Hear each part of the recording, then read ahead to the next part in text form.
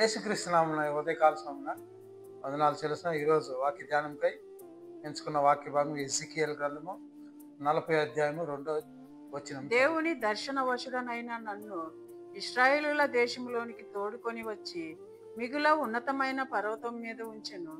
దానిపైన దక్షిణపు తట్టున పట్టణము వంటిదొకటి నాకు అగుపడెను. ఎజెకియేలుకి దేవుడు ఆయన తీసుకొచ్చి చూపించినప్పుడు ఒక పట్టణము ఆయనకు అగుపడుతుంది. అక్కడ దర్శనం అగుపడుతుంది, ఒక పట్టణం ఉన్నట్టు. కానీ అక్కడ పట్టణం లేదు, అది పాడై 14 సంవత్సరాలు అయ్యి ఉంటుంది. కానీ దేవుడు దర్శనంలో పట్టణం ఉన్నట్టు ఎజెకియేలుకి చూపిస్తున్నాడు. సో అలాంటి దర్శనం మనకు కూడా, మన జీవితాల్లో కూడా, మన భవిష్యత్తుని దేవుడు మనకు చూపించేవాడే. మనం ఇంకొక ఉదాహరణ తీసుకున్నట్టే, ఏలియా కర్మేలు పర్వతం మీద ఆహాబ్కి చెప్తున్నాడు, నువ్వు పోయి భోంచేయి, నాకు వర్షం వచ్చే శబ్దం వినపడుతుందని. కానీ అక్కడ రాలేదు. ఆయన దర్శనం వచ్చినట్టు ఆయనకి ఎప్పుడు వస్తుందంటే 7 సార్లు అయినాక 7వసారి ఒక అరిచేయంత హస్తము మేఘం కలిగినట్టుగా అప్పుడు వర్షం అనేది వస్తుంది. అంతకుముందే ఏమంటాడంట ఏలియా, నాకు ఆ శబ్దము వినపడుతుంది.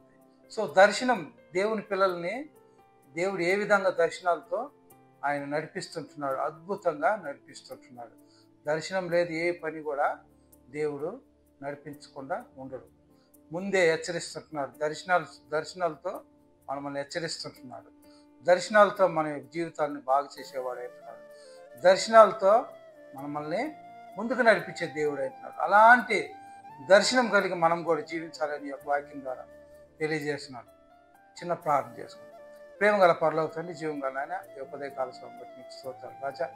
అయా తండ్రి, ఇంతవరకు నా తండ్రి, అయా తండ్రి చూసిన వాక్యం పట్ల తండ్రి, ఆయా దర్శనం కలిగి ప్రభు, ముందు చూపు ప్రభు తండ్రి, ఏమి జరగబోతుందో ప్రభు తండ్రి, మీరు నా తండ్రి నడిపించే దేవుడు అంటున్నాడు, మాకు హెచ్చరించే దేవుడు అంటున్నాడు.